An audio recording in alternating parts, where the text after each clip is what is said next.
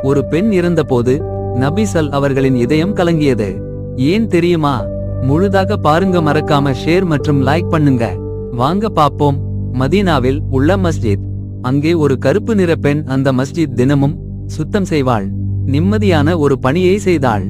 அனைவரின் நன்மதிப்பையும் பெற்றாள். அதிகாலை வந்தவுடன் தொழுகை நடத்த கண்மணி நபி ஸல் மஸ்ஜித் வந்தார்.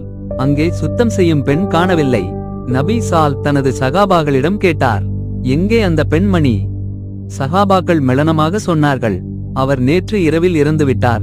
நாங்கள் உங்களை தொந்தரவு செய்ய விரும்பவில்லை. அவர் ஸல் மிகவும் வேதனையடைந்தார். நீங்கள் என்னிடம் சொல்ல வேண்டாமா? அவர் அந்த பெண்ணின் கல்லறைக்கே சென்றார். அங்கேயே அவர் தாங்களே ஜனாசா தொழுகையை நடத்தினார்.